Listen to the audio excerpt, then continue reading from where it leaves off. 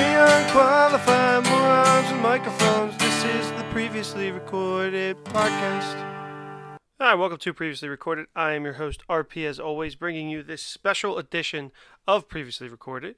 If you listen to our Who is Shang-Chi podcast, where I gave the history of who Shang-Chi is, I threw in there in the beginning that we actually saw the film, and that I was going to be doing a spoiler-free review of the movie right here for you guys. So it's going to be quick and short, spoiler-free, but just kind of some of our thoughts on the movie. But what also dropped today on August 19th was the final trailer for The Eternals, Marvel Studios' upcoming film coming out November 5th, directed by Chloe Zhao, starring a ton of people: Gemma Chan, Angelina Jolie, Richard Madden, Kit Harington, Kumail Nanjiani.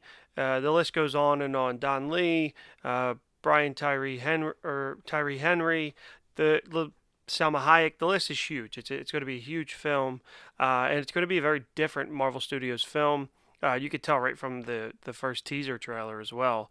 But I'm very excited for that. I wasn't blown away by the trailer, but I thought it was pretty cool, and gave us what the film's about, and answered some questions too, as to why they didn't interfere if they've been around forever, when the Infinity War and Endgame were going on, and answered some of those questions, which I think will help, and just accept them and move on. But yeah, man, it looks cool. It's going to be beautifully shot, visually stunning.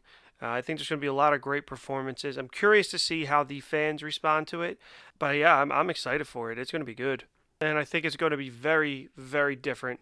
And I think we're going to start to get a lot of very different in Phase 4.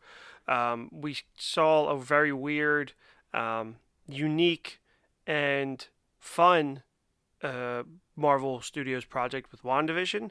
I thought that Falcon and the Winter Soldier was kind of a back to basics Marvel project. Like, this reminded me a lot of Falcon, or the Winter Soldier, and like the first Captain America. And then we got Loki, which was more on the side of WandaVision and Ragnarok kind of feel. And Shang-Chi is very much a thing of its own. So let's get into it.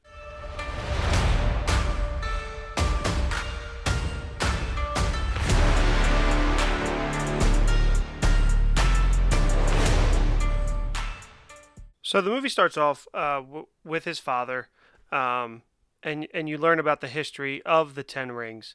The way this movie starts off is very unique. I felt just visually, immediately, this is going to be something different, and you just have to be open to it and ready to accept it, because for a lot of people, this will be very different. Not like Guardians of the Galaxy different. Like, this is just a very different style of filmmaking for the MCU, and I love that about it. My biggest praise of the movie was that it didn't feel like a Marvel movie at all. As much as I love all the Marvel movies, it was just felt very fresh, very unique, and just very creative. And the visuals itself were beautiful. That was one of the things that co-host Bob talked about, was just how visually stunning the film was, how great the visual effects looked, and how cool they were. Audra felt the same way. Unfortunately, Shane didn't get a chance to see the movie. He was busy. So again, I'm going to try and keep this very spoiler-free. Just some kind of quick thoughts about the film before the movie comes out. So I'm not going to go too into detail about things.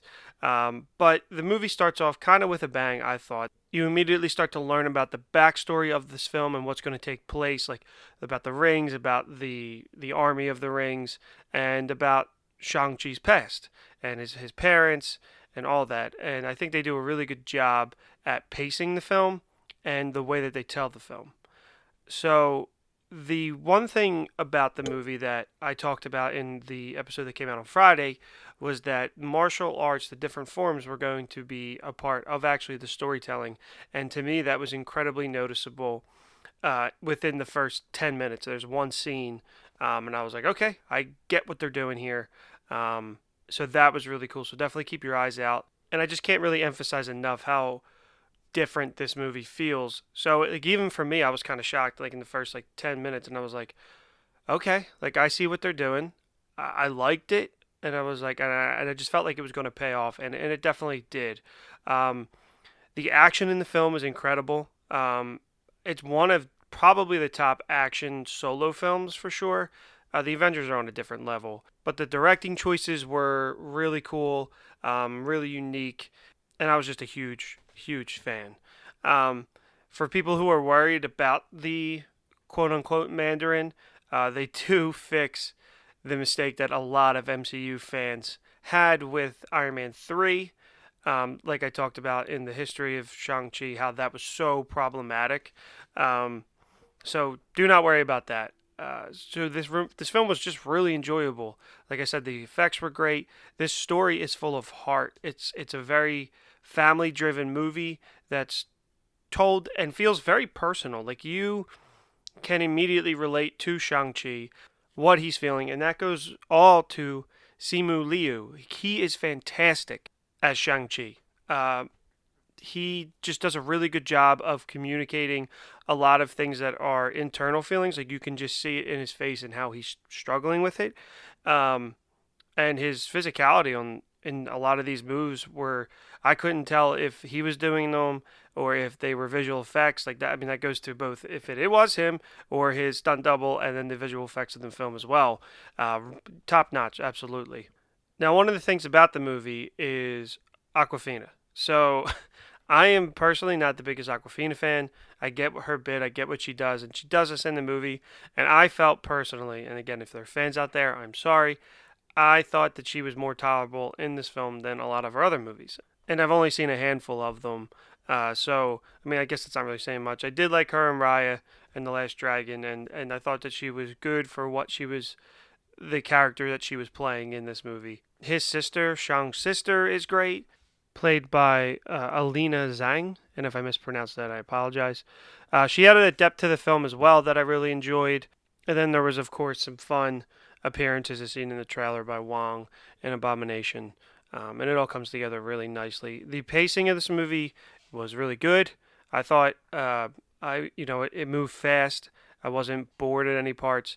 And then just this world that they create, and that's been what a lot of people have talked about, has been the world in the movie that has been created that I think is really exciting and interesting that I'm really eager to see more of. And I'll leave it at that. Um, but I'm just like so happy that this is. I mean, Phase 4 started off with WandaVision, yeah, and then there was the TV shows and then Black Widow. But the first movie, Black Widow for Phase 4 was just a. It just.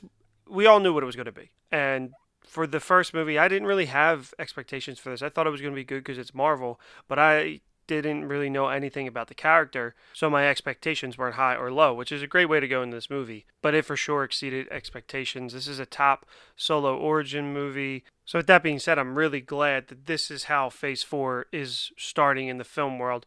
We're getting new characters, new worlds, interesting perspectives, different takes, people from all walks of life that will come to enjoy these films because that's what the MCU is all about. It's not just about the superheroes, but these are films for everybody to enjoy.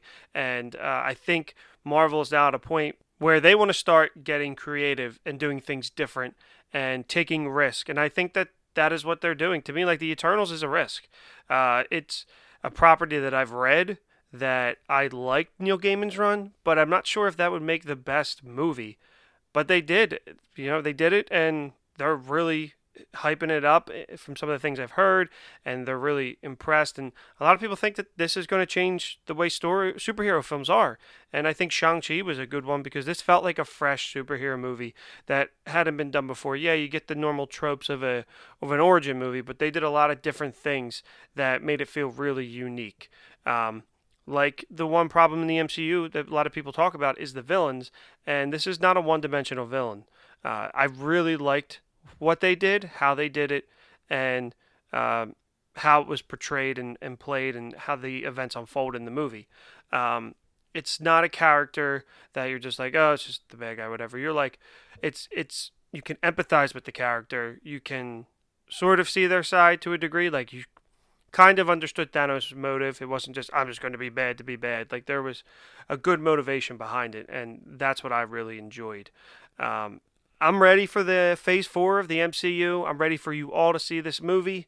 And, there's a lot more I could talk about, but I don't want to spoil anything for anyone. I want them to go in to this movie with no spoilers, not knowing anything about the film, and just sit back and enjoy it for the 2 hours and 15 minutes you're in the theater, and sit through the credits because there are two end credit scenes. I have seen online that people are kind of hyping these up, and I will just say they were good, but they're not. I didn't have the reaction that some of these people had online, and you guys know how big of a fanboy I am. They were cool, and they just excite me about the future, just like every single end credit scene does. But I saw like a standing ovation, and I was confused about that. Somebody tweeted out on Twitter like, "Oh, this one end credit scene got a standing ovation." I was confused about that, but there are two, so stick around as always. But yeah, I think that's all I really have to say.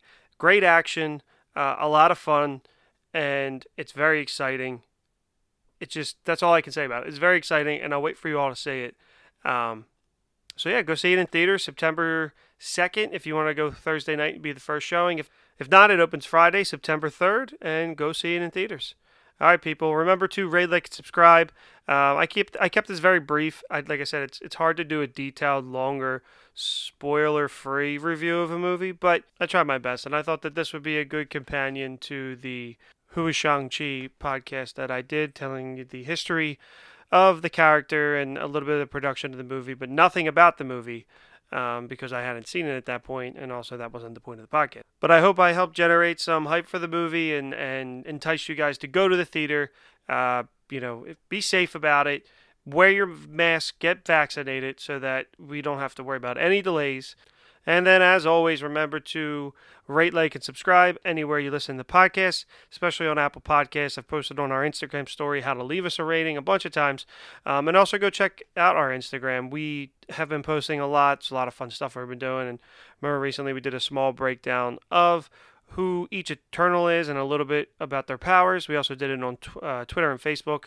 You can find us at Previously R or at Previously Recorded on Instagram. And then, as always, check out the Gateway Gamers podcast for a different vibe than this podcast, but it's a lot of fun. We play some cool games, talk about a lot of different stuff, like superhero, theme park talk, movie talk, anything really. So check us out wherever you listen to podcasts, and also check out the Gateway Gamers pod Instagram. A lot of fun stuff posted there. Yeah, I think that's it. Go see the movie, go listen to our podcast, and stay safe.